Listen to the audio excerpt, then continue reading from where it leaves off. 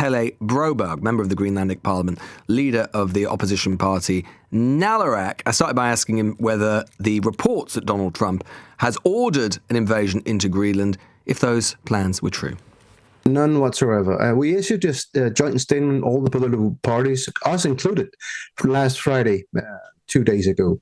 And the gist of it is we don't want to be Americans. We certainly don't want to be Danish either. We want to be Greenlandic. So, and Greenland belongs to the Greenlandic people. That's an issued joint statement that is based on the Greenlandic people standing together. And that's a signal for two things. One, it's a declaration of independence from Denmark that we should start the negotiations. The second part is that, and everybody else that might think we are switching to another citizenship, no, we're not. If the US were to launch military action, would that be resisted in any way, either by Greenlanders themselves, or would you expect NATO countries, other NATO countries, including the UK, allies of Denmark, to assist militarily? No. First of all, we don't have a military. We are not a warmongering people. We are a peaceful people of the Arctic. And Denmark has used military. Denmark has used all the suppression you're now describing from the US. But currently, we have no military ourselves, and we don't plan to have that in the future.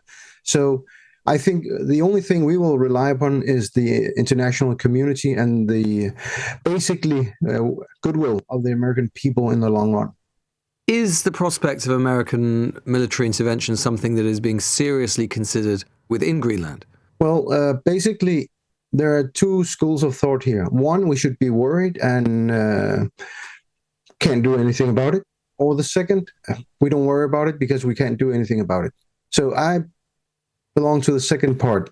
I don't worry about it because, first of all, Denmark might have done a lot of things to the Greenlandic people. We still forgave them and we still live with them.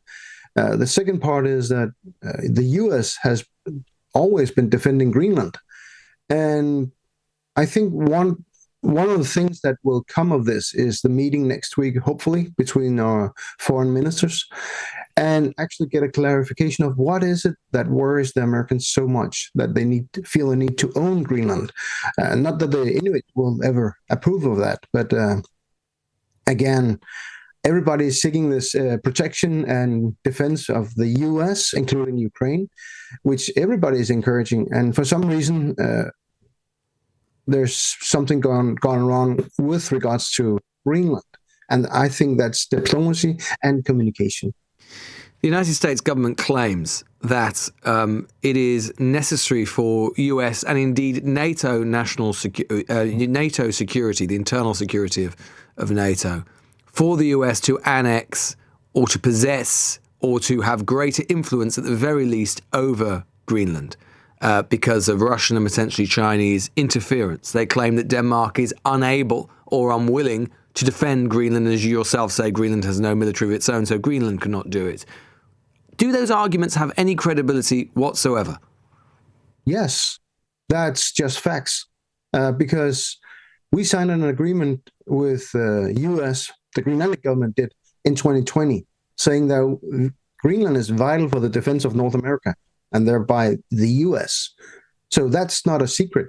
And the second part of it, Denmark signed an agreement, defense agreement about the defense of Greenland with the US in 1951 while we were a colony, because they're unable to defend Greenland. You must remember in Second World War, when Denmark was occupied by Germany, the first thing they did was what? Defend their country or defend Greenland? None of it. They gave it up. Of course, there was a bigger power. So we are and have always been relying on the US defense. But so in which case, do the US have a point? Yes, that's what we've been talking about for a very long time. And I don't know why it's all of a sudden a point of congestion. But in which case, why is it not necessary? I mean, is there an argument to say that Greenland would be safer? I mean, you certainly wouldn't want it to be done down the barrel of a gun via an invasion. Is there an argument to say that Greenland would be safer, and ergo NATO would be safer, if Greenland were part of the United States? No, it would be safer if we continue the arrangements we've known, which is international rules-based order. And then the next part of it, to satisfy the Americans' needs for the surveillance and all that, to say Greenland needs to have a defense agreement and security arrangement with the US. We don't need to become American citizens for that to happen, because that's basically what Denmark has done with the US. But we don't know what's going on behind the scenes between Denmark and the US with regards to the troop deployments and all that. I have no clue if Denmark is the stopping force here to accommodate the US. But basically, what he has been saying so far is what we've signed with them and what the Danes have signed with them. So that's not incorrect. It must be a very surreal experience right now for you and what are a very small number in the grand scheme of things of other Greenlanders to find yourselves, a relatively geopolitically very important part of the world, but certainly in terms of getting much attention, a relatively sleepy part of the world. It must be very surreal to suddenly find yourselves at the heart of international geopolitics. Yes, you can say that after World War II, the U.S. actually found out how important Greenland are for their security. And they managed to always prioritize Greenland militarily. They forgot to develop the ties with Greenland economically and with trade. Denmark, the other way around. Denmark forgot to do anything about our northeast coast, where there's basically very few people living.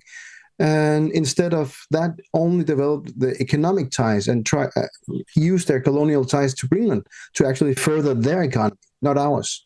So I think this is the result of many years of overlooking Greenland as a people, not just a territory.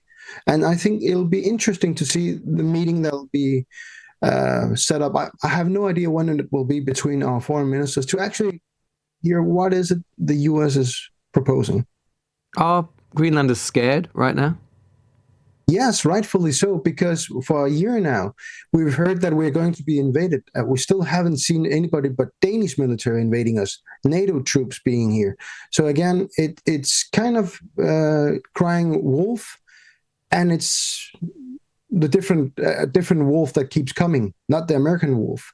So for us, we prefer in our party not to have military in our cities. And for some reason, the Danes prefer to have their military in Nuuk, our capital. That is the furthest away, basically, from Russia, instead of having their troops where they're supposed to guard against a Russian invasion, if that comes, or if that's the word, because Nuuk doesn't have a military by definition, because we don't have a military.